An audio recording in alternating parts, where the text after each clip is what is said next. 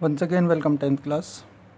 In the last video of the rise of nationalism in Europe, we have discussed about the national unity and liberal nationalism.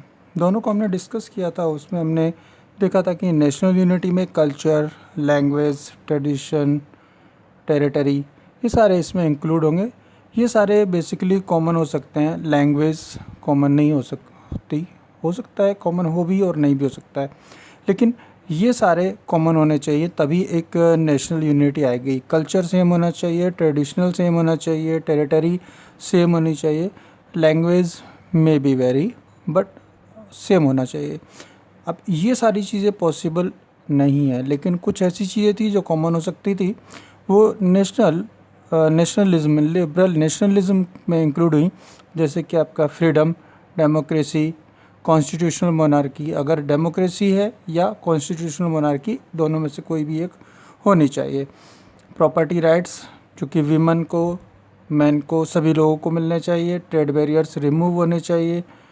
Voting rights सबको होना चाहिए और aristocracy ख़त्म होनी चाहिए। ये कुछ मेन ऐसे आइडियाज़ थे जो लिबरल समझते थे कि ये सभी को होना चाहिए। दैट मीन्स ये फ्रीडम सभी को होनी चाहिए। अब इसमें जो बहुत ज़्यादा ज़रूरी था, जो सबसे ज़्यादा प्रॉब्लम क्रिएट कर रहा था, वो था trade barriers. So trade barriers को हम अभी आगे स्टडी करेंगे, क्योंकि हमने अभी लास्ट वीडियो में जब देखा था कि ये रेवोल्यूशनरी चेंज कैसे आ सकते थे, ये लिबरल नेशनलिज्म कैसे आ सकता था, तो हमने आपको कहा था कि how it could came. Last video में लास्ट एक क्वेश्चन आपके लिए छोड़ दिया था। तो उसके लिए क्या था, यूरोप में उस टाइम पर 1834 में एक यूनियन बनी जिसको ज़वेरियन बोला गया, ZOLLVERIAN। ये एक कस्टम यूनियन थी, जो कस्टम यूनियन ने बेसिकली दो रिफॉर्म किए थे। फर्स्ट वन क्या थे, ट्रेड बैरियर्स को ख़त्म किया। ट्रेड बैरियर्स को कैसे ख़त्म किया, लास्ट टाइम मैं आपको बताया था कि इसमें बेसिकली दो तरह की प्रॉब्लम थी। पहली करेंसी, क्योंकि 39 स्टेट्स थे और हर जगह अलग अलग करेंसीज थी।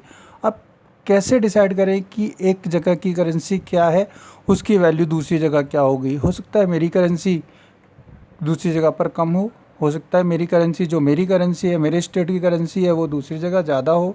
तो वो प्रॉब्लम होनी थी। तो वो सारी एक यूनिक होनी चाहिए थी। इसके अलावा एक दूसरी प्रॉब्लम थी मेज़रमेंट की। ना तो लेंथ सेम थी, ना वेट सेम था। अब दोनों में फिर वही प्रॉब्लम।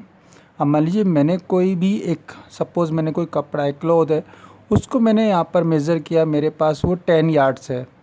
अब हो सकता है मैं दूसरे स्टेट में जाऊँ तो वहाँ पर वो 9 यार्ड्स हो, कहीं तीसरी जगह जाऊँ हो सकता है वो 11 हो, 12 हो, 13 हो, 8 हो, कुछ भी हो सकता था, क्योंकि मेज़रमेंट सेम नहीं था। उसी तरीके से अगर मैं वेट की बात करूँ तो 15 केजी अगर मेरा है वेट, किसी भी सामान का, कुछ भी मान सकते हैं, राइस हो सकता है, बार्ले हो सकता है, कोई और चीज़ हो सकती है, आप जो समझना चाहें वो देख सकते हैं। लेकिन अगर मैं उसको किसी दूसरी जगह पर ले जाकर फिर दोबारा से उसको मेज़र करता हूँ, उसका वेट करता हूँ, तो उसमें प्रॉब्लम क्या आएगी, उसमें प्रॉब्लम आएगी, हो सकता है कि वो 15 केजी कहीं पर जाकर सिर्फ 12 केजी रह जाए, क्योंकि मेज़रमेंट सेम नहीं है। तो वो एक बड़ी प्रॉब्लम थी, वो सारे रिमूव करने बहुत ज़्यादा ज़रूरी थे। इसके अलावा एक और प्रॉब्लम थी जो कि कस्टम ड्यूटीज़ थी। आप अलग अलग जगह पर जाएंगे, आपको हर जगह पर टैक्स पे करना पड़ेगा, हर जगह पर आपको कस्टम ड्यूटीज़ पे करनी पड़ेंगी। इससे क्या हुआ इवेंचुअली, इससे आपका कॉस्ट प्राइस बढ़ जाएगा। अब कॉस्ट प्राइस बढ़ जाएगा तो इसका मतलब क्या है, आपका प्रॉफिट कम हो जाएगा, आपको लॉस रहेगा। तो उससे ज़्यादा बेटर यही है, ट्रेड बैरियर्स में जो कस्टम ड्यूटीज़ है वो ख़त्म कर दिया जाए। जितना आपके कस्टम ड्यूटीज़ कम होंगे उतना आपकी कॉस्ट प्राइस कम होगी, जितना आपकी कॉस्ट प्राइस कम होगी उतना आप चीप उसको सेल कर सकते हैं, और जितना आप उसको चीप सेल करेंगे उतना ही लोगों का उसमें प्रॉफिट हो जाएगा। सो ज़्यादा बेहतर है कि यहाँ पर आपकी जो कस्टम ड्यूटीज़ हैं वो ख़त्म कर दिया है। सो यही ज़ॉल्वेरियन ने किया था पहला क्या, ट्रेड बैरियर्स को ख़त्म किया, दैट मीन्स मेज़रमेंट इक्वल किए, चाहे वो लेंथ के हैं या वेट के हैं। दूसरा, जो टैक्सेशन था या जो कस्टम ड्यूटीज़ थी उनको रिमूव करने का काम बहुत इम्पोर्टेंट इन्होंने किया। और एक थर्ड किया, जैसे कि हमने आपको बताया था 39 उस टाइम पर टेरिटरीज़ थी फ्रांस में।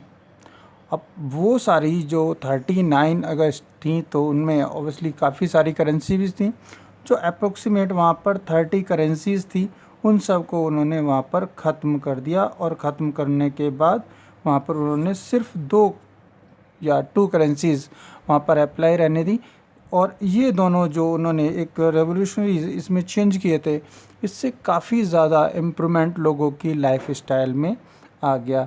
तो इसी तरीके से धीरे धीरे आगे जो प्रॉब्लम्स थी वो लोगों की ख़त्म होती चली गई और एक तरीके से नेशनलिज्म की फीलिंग लोगों में आती गई।